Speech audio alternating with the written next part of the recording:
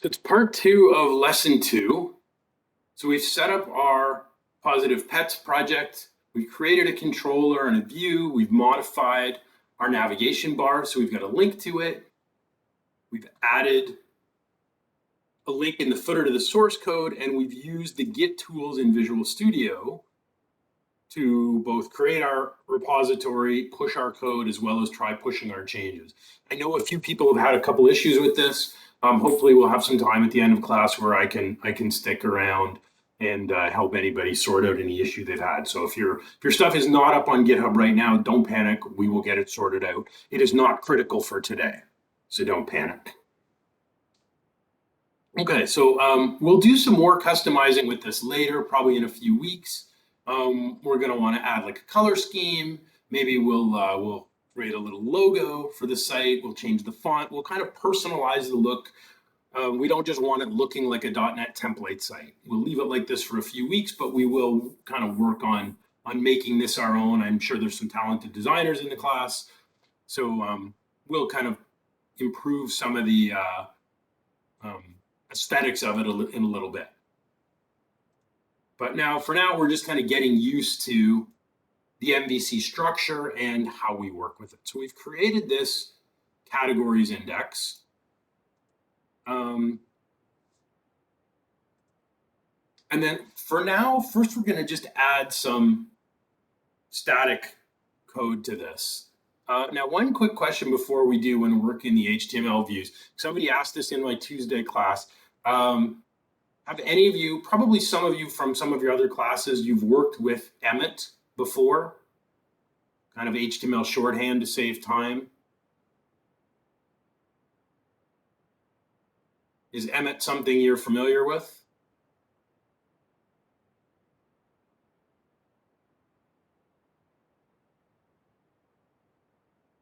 Okay, so you haven't had any instructors go over Emmet. I'm going to put a link in the chat for you. I won't spend any time on it today, but Emmet is actually a coding shorthand for HTML. So I'll show you how this works.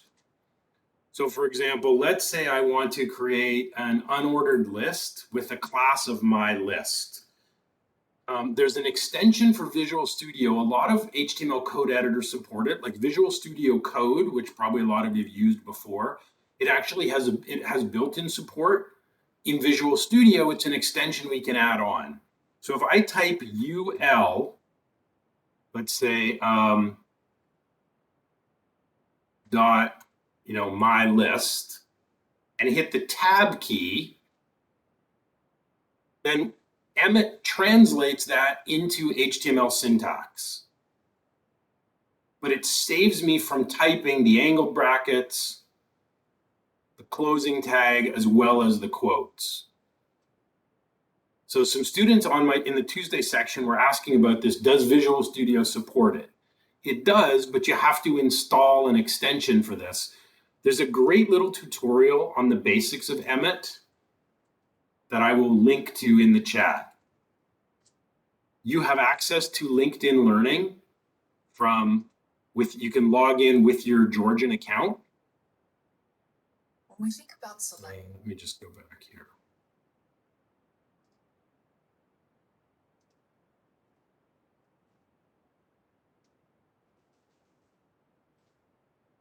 So you can log in with your Georgian account to LinkedIn Learning. It's a great little tutorial where they show you all this HTML coding shortcuts. So most HTML code editors will support Emmet. It saves you lots of time in typing your HTML tags. It also reduces errors a good deal. So I would recommend you check that out. And if you want to enable Emmet for Visual Studio, under the Extensions menu and Manage Extensions, if you just search for the Emmet extension, it should show up and you can download it and add it to your Visual Studio. And this is completely optional. I'm not trying to confuse anybody, but some of you will probably be very interested in using Emmet just for the productivity boost that it gives you. And you can use it in any of your web courses. This is not particular to .NET or Visual Studio at all. So this is something that I would recommend you may want to have a look at, because it will save you a bunch of time. You can also nest a whole series of tags quite efficiently, and the tutorial shows you how to do it. So I'm just going to create a simple unordered list for now. I'm just going to make up some fake categories. In a few weeks, we'll add real categories, but for today, we're just going to kind of mock up our data. Category 1 to category 3. So add this little simple list to your categories index view.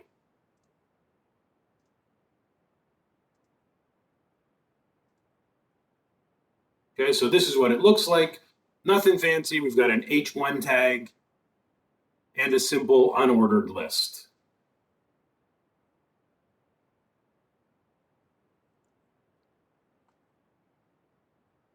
The next thing we want to do is we want to make each of these categories, we want to make them into a link. So a user can click on a category and get taken to the next page. So I'm going to wrap each of these list items in an anchor tag.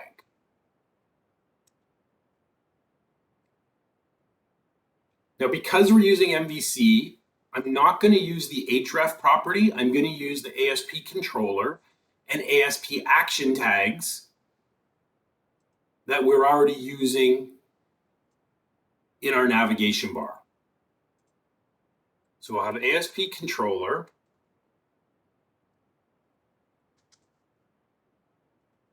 Will be categories. And our ASP action, we're going to create a new method in our controller in a moment called browse. And I'll just move my closing anchor tag over here. So this will turn that first link, that first category into a link. If I load the browser right now, we'll see we can click on category 1, but we can't yet click on category 2 or 3. We'll do that in a minute, but I just want to check that my link actually shows up here. As soon as I save my change, my page is going to reload. And now notice category 1 has been turned into a link.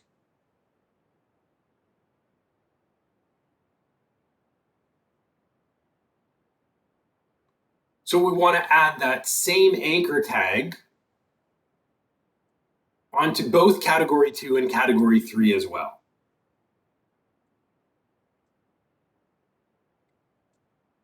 So just copy that, paste it in, as well as I will close each tag. So now all 3 of our categories should be clickable, and all the links go to the same place. Right, so we can click on any one of them now.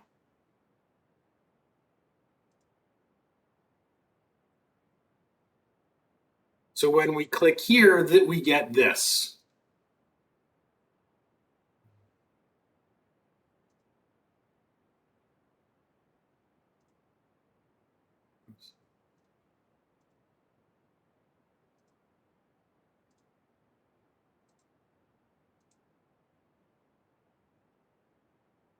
So notice what we get, right? We get a blank screen, and we're getting a 404 error. How come we're getting this 404 error? When I click one of those links, doesn't matter which one I click, it goes to category/browse. Why is this returning 404? And we get a kind of a blank page here.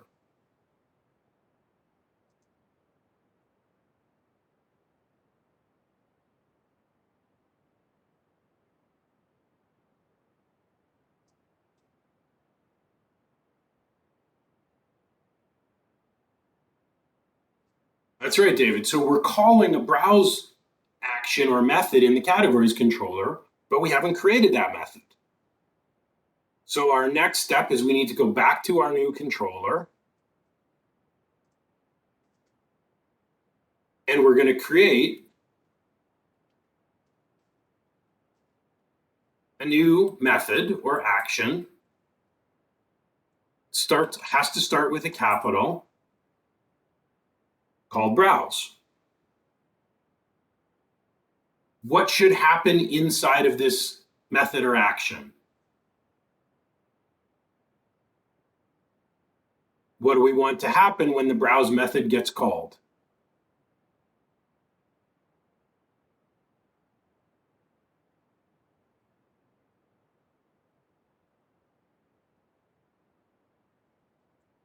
You got it, Tushar. So we can just return another view. And yeah, that view is going to be called browse. So we'll add this new method.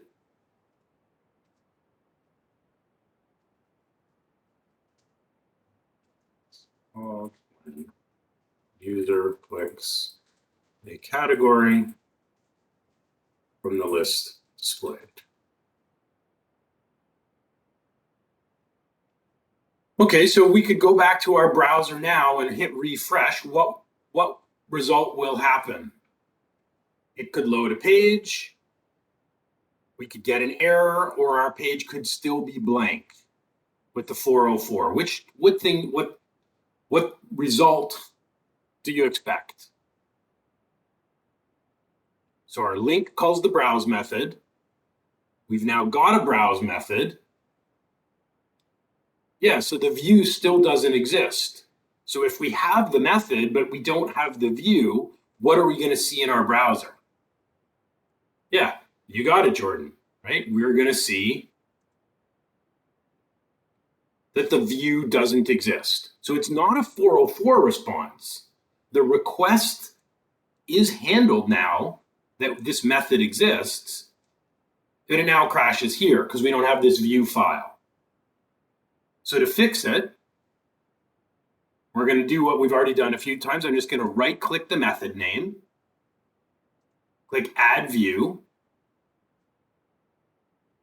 Again, we'll pick an empty razor view. So I'll just click Add. And we need to name our view Browse. So the view name matches exactly the name of the method that we've just created. So we'll call it Browse with a capital B. And I'll click the Add button. Again, we can take this server-side code out. Say you are browsing.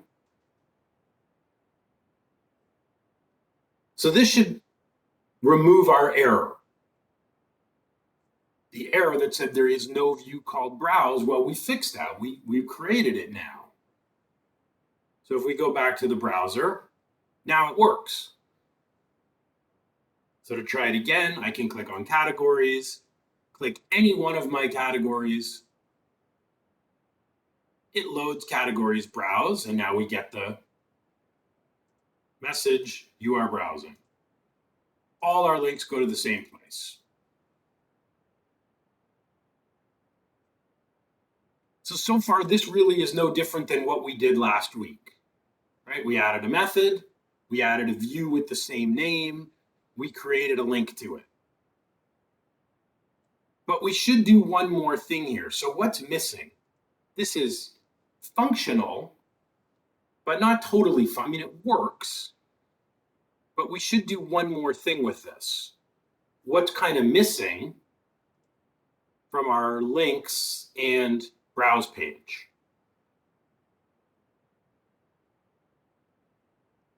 That's right, David. So we click, doesn't matter what category we click, they go to this page, but we don't know what category the user picked anymore, right? So these links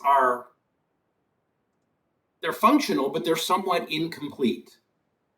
So we want all of them to go to the browse page, but we also want to pass in category 1, category 2, or category 3.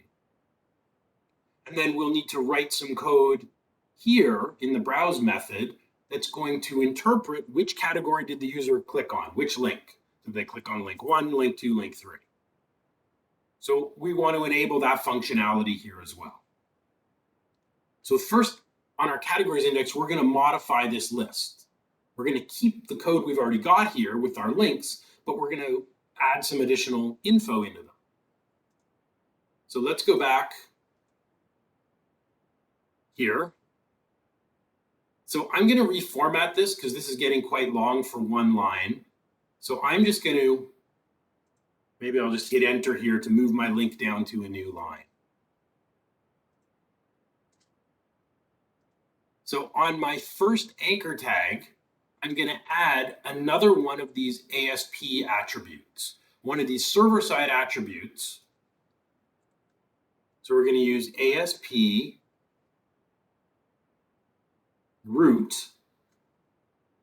And then I'm going to add a parameter on here, a piece of information that gets included at the end of the URL. So I'm going to call it category equals category space 1. So I'm adding this little bit of HTML onto our first link. So the link is still calling the browse method of the categories controller, but now it's got this parameter with the name of category and the value of category 1. What the heck does this actually mean? How does it work? Well, if we look in the browser, we're going to get some clues. So now when I click category 1, you'll notice we've got some extra information at the end of the URL. It still calls category/browse, but then we've got a question mark, and then we've got a key value pair. So our key is called category, and our value on the first link is category 1.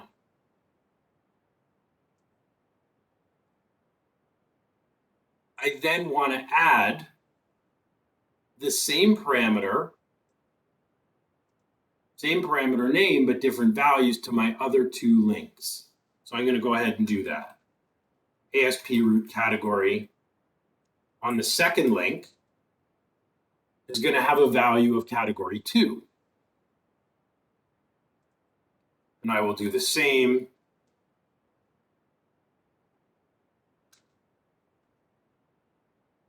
on category 3. So each of them are going to call the same method, but now each link is going to have this unique value at the end of it.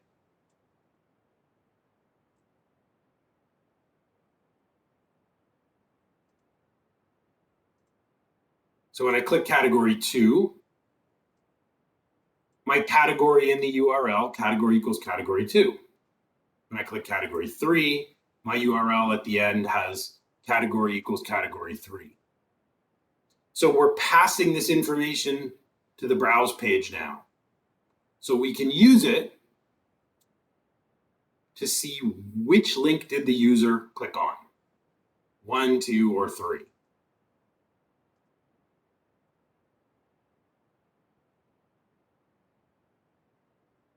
There's another little useful coding feature in Visual Studio.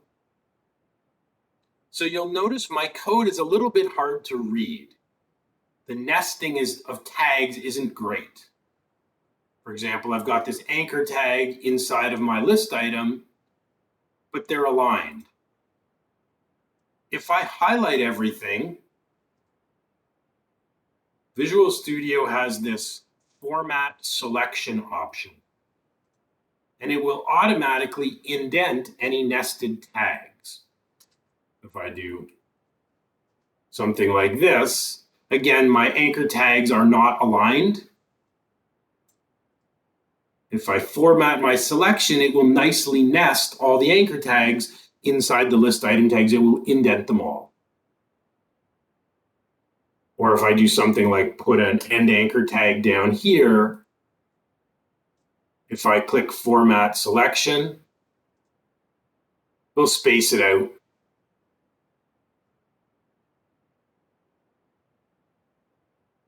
This just helps make our HTML a bit more readable.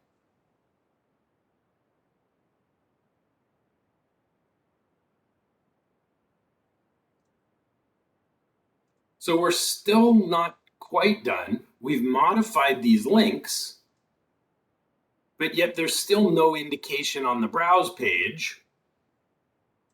We can see it in the address, but there's nothing in the page content that tells us which category the user clicked on. So we're going to have to make a few more changes in order to get this to work. What else do we have to modify so that this page will now say category 1, category 2, or category 3? We've got to make changes in 2 more places to complete this functionality. So which files will we need to modify to get this all to work properly?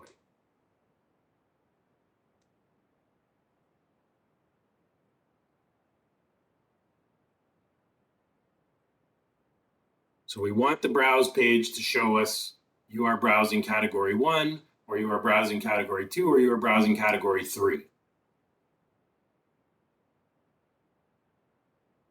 Okay, so yes, we're going to have to make some changes in the view. That's true. We'll have to do that, I think, at the end. We're going to have to modify one other file. So yes, we will definitely be modifying browse.cshtml. Which other file? Yeah, that's right, Jordan. We've got to modify the browse method.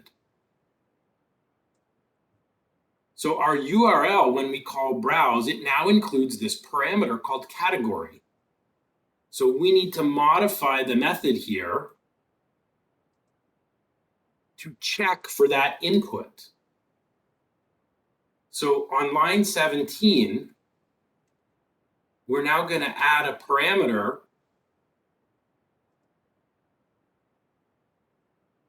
called category.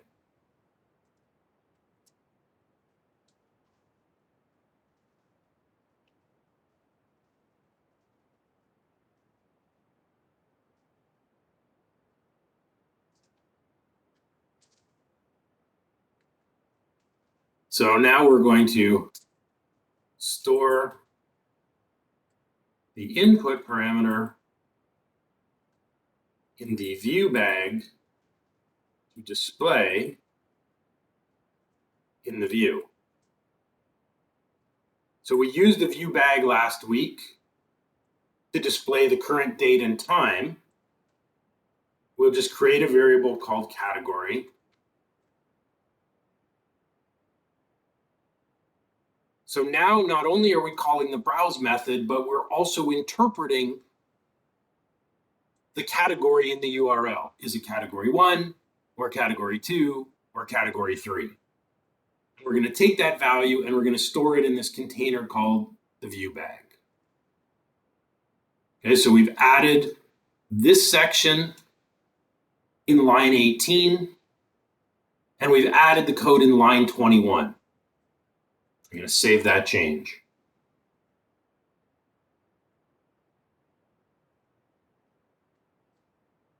And now to finish this, we can follow David's suggestion.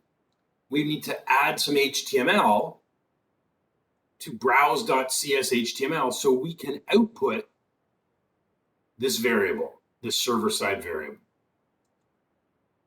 So we're going to go back to browse.cshtml. Oops. And I'll put in an H2. And I can just use the @ symbol to represent server-side code. And we can output the category variable from the view bag.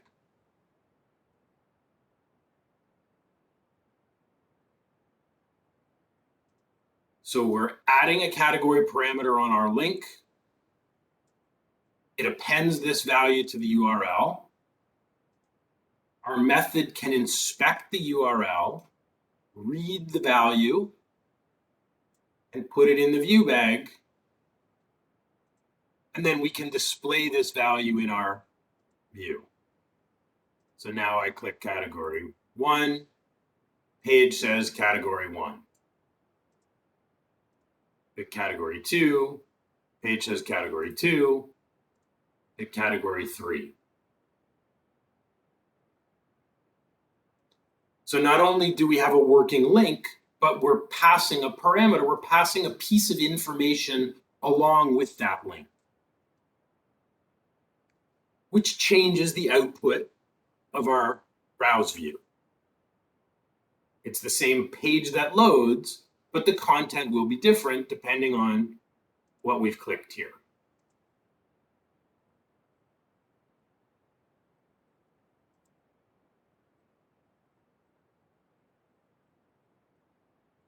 I'm going to add one last piece of logic to the browse method. What if I take this part out of my URL and I try to call browse, but there's no category selected? I just get this blank page, which is kind of useless. So in our browse method, we could do a check that says if there is no category value, just take the user back here. We don't want them to go here if they didn't click on a category, because we don't know what to show them. So we can add a little bit of logic here. If category is empty, missing, take user back to category list. So if our category is null, is equal to null, in this case, so far we've been returning views. We're not going to load a view, we're going to redirect the user to the index method. So we are going to return, and we're going to use redirect to action. We want to redirect to the index action or the index method. So if this has no value, we're then going to call this method, which will take them back to the list.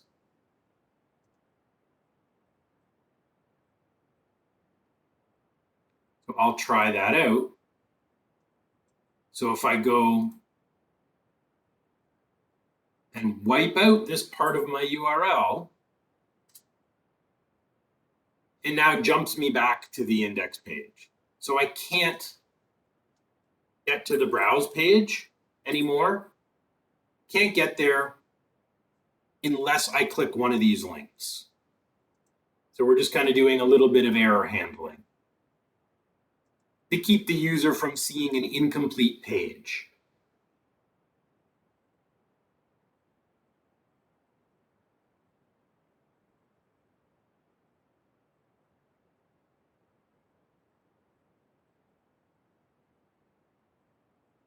That's exactly right, David. It would have taken a lot more code. And our syntax would also be a lot messier, right? Instead of this, it would be something like this.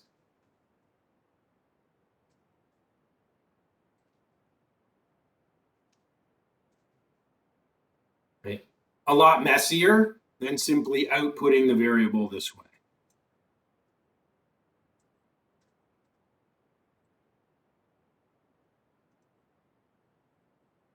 You'll also notice one other thing, which is that on the pages we've made, when I click on the home link, my browser title says homepage, and then it's got our project name. I click privacy, it says privacy policy. But on the 2 pages we've made, notice when I click categories, it only shows positive pets. We're missing the page title. Same when I click on browse, we're missing the page title, which is not great for SEO. So we probably should put page titles into our file. If we look at the layout template, here's our header up here. So it's looking for a value, a server-side variable called view data. This is kind of similar to the view bag, really. So it's looking for a variable called title. On the homepage, the site homepage, notice it already has this. So we want to add this to our views. So in our categories index up on line 1, we should probably set the view data. Oops. So at view data, and then square brackets title.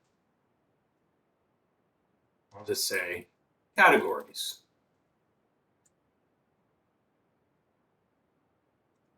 So this should put a page title at the top of our category list.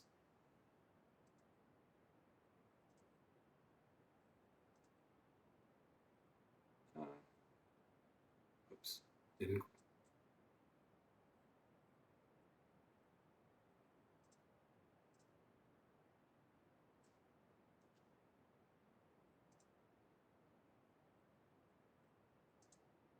Okay, I guess it wants in this curly brackets. I think I have to wrap it in curly braces.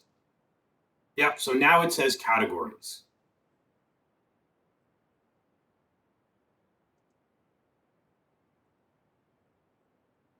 And then on the browse, we'll also want to set a page title.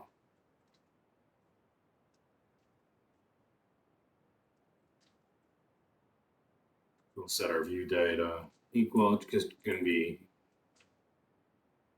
browsing.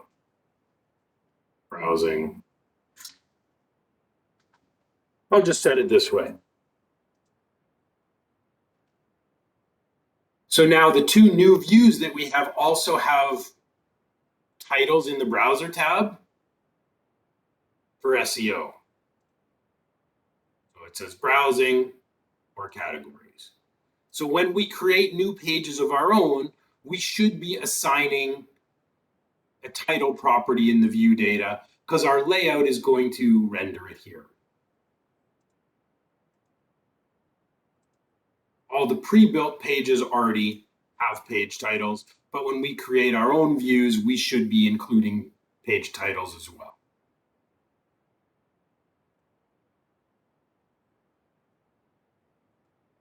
So we built our own controller. Between last week and this week, I think we've added three views. So we've gone through that process, build the controller method, right-click it, add a view, and create the view. We're going to kind of rework or rebuild this page a little bit. Okay, probably just a syntax issue. Kathleen, here's the code. So it's not critical. You can take it out if it's breaking it for now, but there's the code you need. I just put it in the chat. Don't stress. If you need to remove it for now, that's fine.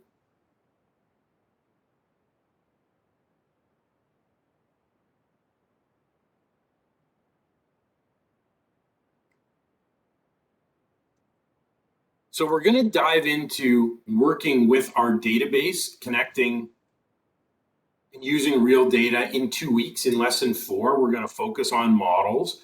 But for today, I do want to add a simple model into the process so we can get a sense of kind of where we're going. If we look at our MVC diagram from last week, so far we've just been dealing with this part. You know, we send a URL request to the controller processes it, and it can load a view. So that's what we've been doing so far. I want to add in, just in a really simple way, the model for today. So when we call the controller, we actually want to use a model to generate a list of categories and then display those in a view. So the way we did this page is we just hard-coded in 3 categories. What I want to do is comment this out and actually use a model class for this instead. Okay, if you removed it, click on the build menu and build solution and see whether you get an error. If the project builds properly, then you should be able to refresh and try loading. If not, there may be an error that shows up in the list where there'll be a description of which file has the error and what the problem is. So try that, Kathleen.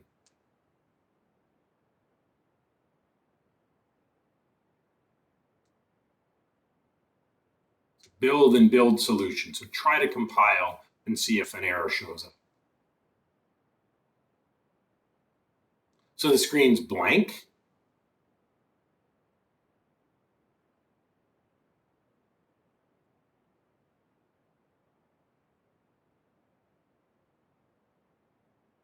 Yeah, you can try start without debugging again. Give that a try.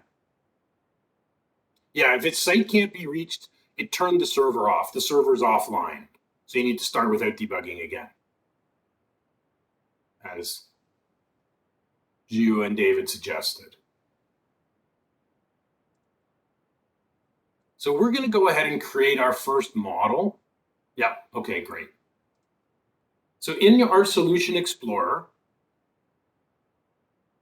I want you to right-click the Models folder and choose Add.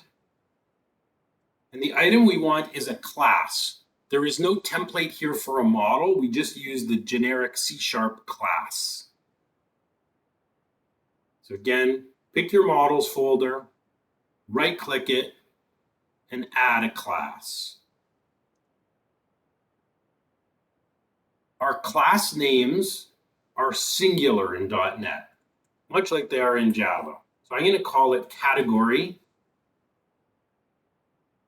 Oh yes, all of the models are going to be classes, so you can leverage what you learned in Java. So use a capital C, Y at the end, just call it category. We're going to make a really simple model. So our namespace is models because we're inside the models folder. I'm going to get this simple empty class called category. Each category should have two properties. What two things does each category need? We're going to define a template of what a category looks like.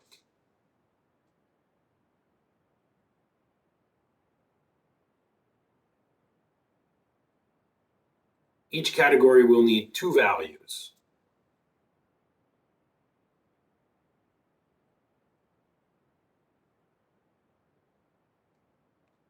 So if you think if we were going to store the categories in the database, for example, which we are going to do in a couple of weeks, what two columns would be in the category table?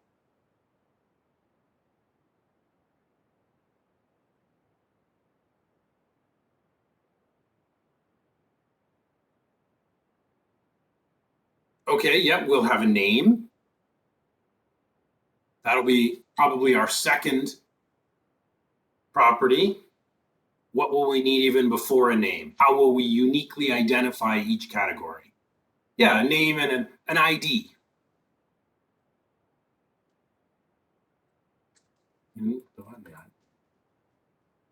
For primary key fields, use the name, either the model, ID, or just ID. So we're going to create a public integer property called category ID. And it's going to have a get method, so we can read the values, and it has a set method, so we can write the values. So we can create category IDs and we can read category IDs. And then we'll also have a name attribute.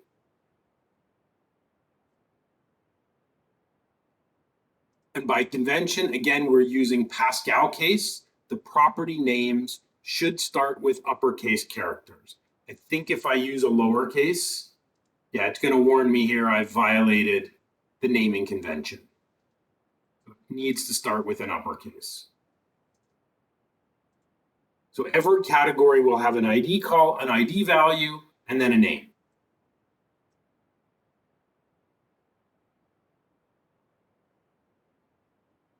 And the convention is always to use for the primary key, the unique identifier field. We either just want to call it ID or the name of the model with then the suffix of ID. So we might have product ID, customer ID, address ID in those respective models.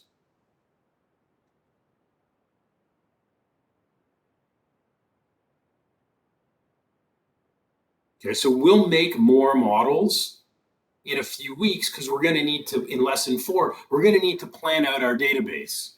If our store, we're going to give users, let users browse a category, choose products, put them in their shopping cart, checkout, we're going to need to design a bunch of tables to go in our database. And we will need a model for each one of those tables.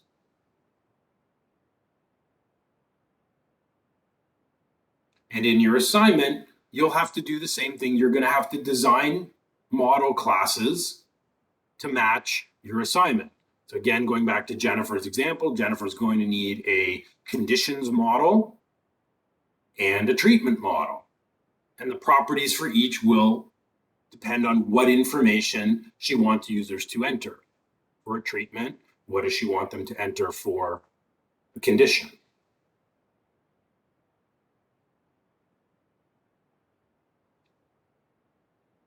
What I'm going to do now, we are about to, I think this is probably a good place for us to take a quick break again. So I'm going to push everything up to Git. So I'll go back to my Git changes and lesson 2, part 2, browse categories, category model. I'm going to upload what we've done so far to GitHub. So if you're behind, you can reference my repository. Right? You can go to my GitHub page and you can check any of the code or download it as you need to. We will take a 10-minute break here. We'll come back at 1 o'clock, and then we're going to rewrite this page to instead generate some categories from our model. So we're going to rebuild this page using the model when we come back. All right, we will be back at 1 o'clock.